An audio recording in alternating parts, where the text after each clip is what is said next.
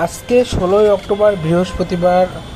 প্রায় 10 ঘন্টা পাঠাও Uber contact ride দিয়ে আয় করলাম প্রায় 1800 টাকার মতো। তো 10 ঘন্টা আজকে রাইড দেওয়ার পরে তীব্র যানজটে যেটা বুঝলাম, আসলে এই পাঠাও রাইড দিয়ে খুব বেশি দিন মানে স্ট্রাগল করতে পারবো না। এত কঠিন এই জামের ভিতরে পড়লে মানে হাতের অবস্থা তো খুবই খারাপ। আবার কোমরও দেখতেছি একটু একটু পেইন আসে। তো সবার শরীর এক না, অনেকেই দেখি বছরের পর বছর করতেছে। তো আমার মনে হয় যাদের অন্য কোনো কাজ করার মতো ব্যবস্থা আছে, যারা অন্য কোনো উপায়ে 20-25 হাজার টাকা ইনকাম করতে পারবে, তাদের আসলে এই পেশায় না আসাই ভালো। এই কাজটি তাদেরই জন্য যাদের মনে করেন একেবারে শেষ অবস্থা, দেয়ালে পিঠ থেকে গেছে, আর কোনো কাজ করার উপায় নেই, অনেক বিপদে পড়ে গেছে। যেমন আমার নিজের কথাই বলি, আমি একজন চাকরিজীবী। আমার প্রায় 6 মাস চাকরি নেই, 6 মাস বসা। এখন বাধ্য হয়ে একটা বাইক আছে, বাইক নিয়ে রাস্তায় নামতে হচ্ছে।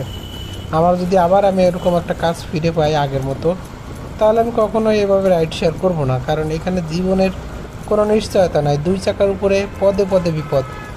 আর রিক্সা, অটোরিক্সা, সিএনজি যেভাবে চাপ দেয়, আসলে সব কিছু মিলে এটা কোনো নিশ্চিত না। এমন আসলে আমাদের এমন কোনো কাজ করা উচিত যাতে আমরা 2 বছর 5 বছর করলে আমাদের ইনকাম বাড়ে, সোর্স বাড়ে, কোনো ভবিষ্যৎ হয়।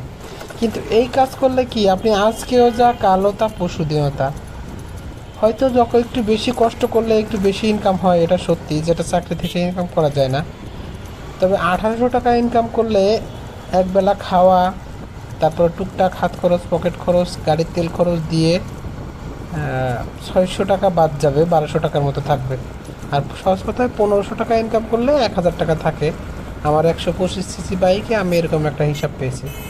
তো যারা এই পেশায় আসতে চাচ্ছেন তাদেরকে একটা কথাই বলবো, প্রচুর কষ্ট করতে হবে ভাই। প্রচুর কষ্ট করার মন মানসিকতা যদি থাকে, তাহলে আপনি এখানে কাজ করতে পারবেন। তারপরে আপনাদের উচিত হবে ভিন্ন কোনো পেশায় শিফট হওয়া। যদি দেখেন যে না, আমার আর কোনো উপায় নেই, বা আমার এখন অল্প কিছুদিন করতে হবে, তাহলে আপনি করতে পারেন। আর তা না হলে আপনি নিজেই কয়েকদিন চালান, তাহলেই সবচেয়ে ভালো হয়।